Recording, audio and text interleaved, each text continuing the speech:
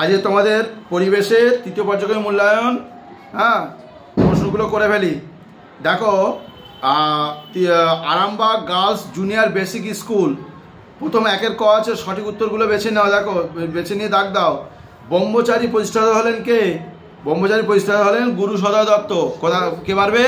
দেখো, গুরু সদয় দত্ত, দাগ মারো।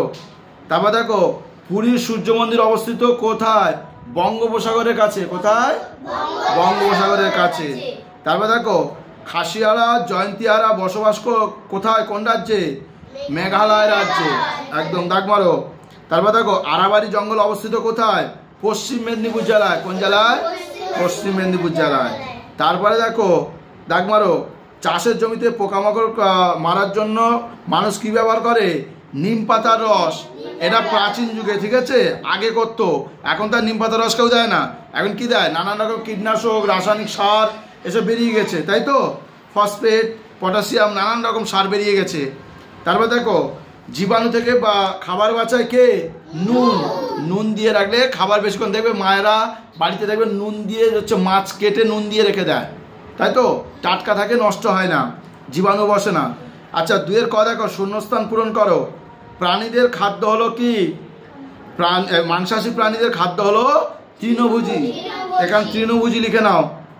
তারপর দেখো, দার্জিলিং জেলায় ড্যাশের কাছে লেপচা মিউজিয়াম আছে। কার কাছে? কালিম্পং এর কাছে। লিখে নাও, কালিম্পং লিখে নাও ওখানে, হয়েছে? আচ্ছা দেখো, মানুষ প্রথম পোষ মানিয়েছিল কোন প্রাণীকে? কুকুরকে। তোমরা জানো, হ্যাঁ, লিখে নাও, কুকুরকে, হয়েছে? তারপরে দেখো, মানুষ আমাদের দেশের উত্তর ভাগ জুড়ে আছে কোন পর্বত? হিমালয় পর্বত। লিখে নাও, হিমালয় পর্বত। হিমালয় পর্বত লেখা হয়েছে, ঠিক আছে? দেখো, তারপরে আছে দেখো, গম, জোয়ার আর বাজরা চাষ বেশি হয় কোথায়? পাঞ্জাব রাজ্যে। শূন্যস্থান লিখে নাও, পাঞ্জাব লিখে নাও, পাঞ্জাব রাজ্যে, ঠিক আছে? পরেরটা দেখো, বলছে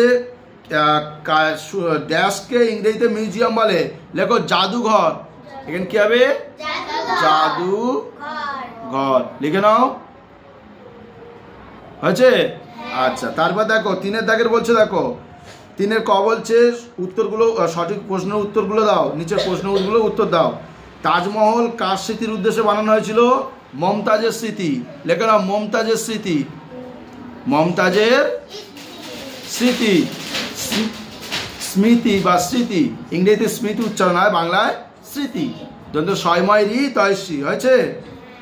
আচ্ছা, তারপর দেখো, তিনের ক দেখো, মফলং পবিত্র বনভূমিকে কোন গাছ দেখা যায়? লেখো, কুরজি। লেখো, কয়সু বর্গীর জয়রে ভস্যি। কয়সু বর্গীর জয়রে ভস্যি, ব্যাস। তারপরটা দেখো, লাল শালুতে মোড়া বইকে কি বলে? লেখো, পুঁথি বলে। পয়চন্দ্রবিন্দু হস্যু থয়স্যি, পুঁথি, আছে? তারপর দেখো, পশ্চিম মেদিনীপুর পিংলা গ্রামে কোন সংগ্রহশালা অবস্থিত? লেখো, নয়া পিংলা পটচিত্র। নয়া, লেখো, নয়া পিংলা পটচিত্র, লিখেছ? নয়া পিংলা পটচিত্র, হয়েছে? তারপর দেখো, পরিবারের শাখা পোশাকাকে একসঙ্গে কি বলে? পরিবারের শাখা পোশাকাকে একসঙ্গে বলে আত্মীয়। কি বলে? আত্মীয়। পরের প্রশ্ন দেখো, কোণার্কের সূর্য মন্দির কত জোড়া চাকা আছে? লেখো, 12 জোড়া। লিখে নাও, 12 জোড়া, হয়েছে? তাহলে পরেরটা দেখো, চারের দাগের বলছে কোন দূষণের ফলে কোন এই ঘটনাগুলো ঘটে, তা লেখো। দেখো, প্রথম আছে পাতার ওপর ধূলিকণা জমে পত্ররন্ধ্র বন্ধ হয়ে যায়, এটা লেখো বায়ু দূষণ। লেখো, বায়ু দূষণ, ঠিক আছে? তারপরে লেখো, দেখেছো বায়ু দূষণ। এবার দেখো, পাথরের রং বদলে যাওয়া, এটাও বায়ু দূষণ। লেখো, এটাও লেখো বায়ু দূষণ, আছে? তারপর দেখো, বলছে পুকুরে মাছ মরে ভেসে ওঠা, এটা হচ্ছে জলদূষণের কারণে হয়। লেখো, জলদূষণ, আছে? তারপর দেখো, নোংরা বর্জ্য খেয়ে কাকের মৃত্যু, এটা হচ্ছে মাটি দূষণ। লেখো, মাটি দূষণ হচ্ছে। তারপর দেখো শ্বাসকষ্ট হওয়া, শ্বাসকষ্ট আমরা জানি বায়ু দূষণের কারণে হয়, লেখো বায়ু দূষণ, লিখো বায়ু দূষণ বলে লিখে নাও বায়ু দূষণ। বা তারপর দেখো মাটিতে বসবাসকারী উপকারী প্রাণীটির নাম কি? প্রাণীর মৃত্যু হয়ে যায়, তাহলে উপকারী প্রাণীর মৃত্যু হলে এটা কি হবে? মাটি দূষণের কারণে হয়, তাহলে লেখো মাটি দূষণ হয়েছে। তারপরে চলে যাও 5-এর দাগে, দেখো বলছে জামা মসজিদ কোথায় অবস্থিত? লেখো দিল্লি, দিল্লি দয়সী লয়লা আসছে হবে। আচ্ছা এই মসজিদ কে বানিয়েছিল? লেখো শাহজাহান, তালু সায়কার হ বর্গী জায়গার হায়াকা দন্তান, শাহজাহান, যাকে আমরা শাহজাহান বলে রাখি, তাই তো। তারপর দেখো স্থাপত্য বলতে কি বোঝো? স্থাপত্য বলতে আমরা বুঝি, আচ্ছা তারপরে প্রশ্ন দেখো বলছে স্থাপত্য বলতে কি বোঝো? স্থাপত্য বলতে তোমরা পৃষ্ঠা নাম্বার বাংলা টেক্সট বই চলে যাও, 156 পৃষ্ঠা খোলো, 156 পৃষ্ঠা খুলেছো? পেয়েছো? দেখো ওই 156 পৃষ্ঠায় লেখা রয়েছে, একদম উপরে দেখো লেখা রয়েছে স্থাপত্য হলো, দেখো পুরনো দিনের বাড়ি, মন্দির, মসজিদ, গির্জা যা দেখে সবই স্থাপত্য, তাই তো। পুরনো দিনের বাড়ি, মন্দির, মসজিদ এগুলোকে বলা হয় স্থাপত্য। যেমন একটা যদি উদাহরণ দিতে পারে তোমরা লিখবে, এখানে দাগ দিয়ে দেবে, দেখো কোণারকের মন্দির ও বিষ্ণুপুরের রাসমঞ্চ, বুঝতে পারছো? পরে প্রশ্ন দেখো গান্ধীজির পুরো নাম কি? গান্ধীজির পুরো নাম হলো মোহনদাস করমচাঁদ গান্ধী। এবার দেখো তিনি কত সালে জন্মগ্রহণ করেন? 1869 খ্রিস্টাব্দে 2রা অক্টোবর। আচ্ছা যিশুর জীবনের গল্প পুতুলের মাধ্যমে কোথায় ফুটিয়ে তোলা হয়েছিল?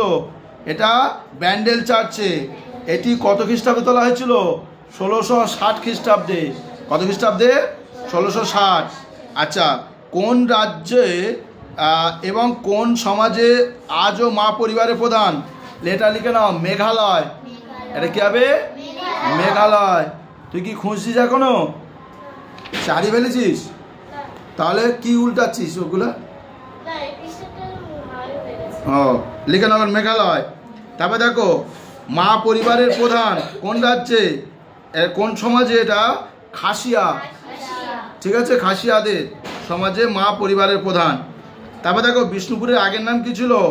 হ্যাঁ আচ্ছা, আর বিষ্ণুপুর কোন মাটির জায়গা? বিষ্ণুপুরের আগের নাম ছিল মল্লভূমি। কি হবে? লিখে নাও মল্লভূমি। আর এর আগে কোন মাটির জায়গা ছিল? এটা লাল মাটির জায়গা ছিল।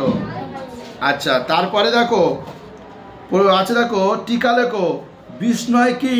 বিষ্ণয় তোমরা 151 পৃষ্ঠা চলে যাও টেক্সট বইতে, 151 খুলেছো? দেখো লাল কালি দিয়ে লেখা, দেখো তার নিচে আছে, দেখো জামবাজির শিষ্যরা 29টি উপদেশ মেনে চলতো। জামবাজির শিষ্যরা কতগুলো উপদেশ মেনে চলতো? 29টি। একে বলা হয় বিষ্ণয়, ঠিক আছে। তারপর দেখো টেরাকোটা কি? 153 পেজে চলে যাও, পেয়েছো? দেখো ওখানে লেখা রয়েছে, দেখো টেরাকোটা হলো নরম মাটি দিয়ে নানান মূর্তি বা নকশা তৈরি করা হয়, তারপর ওই মূর্তি বা নকশাকে আগুনে পুড়িয়ে নেওয়া হয়, একে বলা হয় টেরাকোটা। বুঝতে পেরেছো? এবার দেখো বর্তমানে মাটি খাঁটি না, 7 থেকে প্রশ্ন উত্তর দেখো। বর্তমানে মাটি খাঁটি না থাকায় দুটি কারণ ও দুটো প্রতিকার লেখো। 141 পেজে চলে যাও টেক্সট বইতে, পেয়েছো? দেখো না হওয়ার গুণাগুণ নষ্ট হয়ে যায়, দেখো নিচে আছে, দেখো আমাদের চারপাশে নানাভাবে মাটি নোংরা হচ্ছে, নষ্ট হয়ে যাচ্ছে মাটির গুণাগুণ। এসব ফসল ফলানো মাটি দেওয়ার নানান সার, বেশিরভাগ রাসায়নিক সার মাটিতে মিশিয়ে দিতে পারে, মাটিতে ছড়িয়ে পড়ে বিষের পরিমাণ ও অসংখ্য প্রাণের হত্যা হয়। মাটির কণা জলে ধুয়ে বেরিয়ে চলে গেলে মাটি খারাপ হয়, আবার মাটিতে মিশায় নানা রকম মাটিতে মিশে, তাতে মাটি খারাপও হয়ে যায়। আচ্ছা তারপর দেখো বলছে 7 খ বলছে, দেখো যাযাবর বলতে কি বোঝো? 122 পৃষ্ঠা চলে যাও টেক্সট বইতে, পেয়েছো? 122 পৃষ্ঠা বুঝে পেয়েছো? দেখো যাযাবর বলতে কি বোঝো? দেখো একরকম মানুষের কথা সমাজে জানা যায়। মানুষ যখন ঘুরে বেড়াতো, তাই তো, ঘুরে বেড়াতো খাবারের সন্ধানে, এরা এক জায়গাতে অন্য জায়গায় ঘুরে বেড়াতো, এদের কোনো বাসস্থান ছিল না। তাই এদেরকে বলা হয় যাযাবর। বুঝতে পেরেছো? পরেরটা দেখো, এই সমাজের পর যে যে সমাজগুলো এসেছিল সেগুলোর নাম কি? এটা লিখে নাও। পশুপালক সমাজ, লেখো পশুপালক সমাজ, লিখেছো? লেখো কৃষি সমাজ, লিখেছো? তারপর লেখো শিল্প সমাজ। ঠিক আছে, এই গেল তোমাদের প্রথম স্কুল। ঠিক আছে।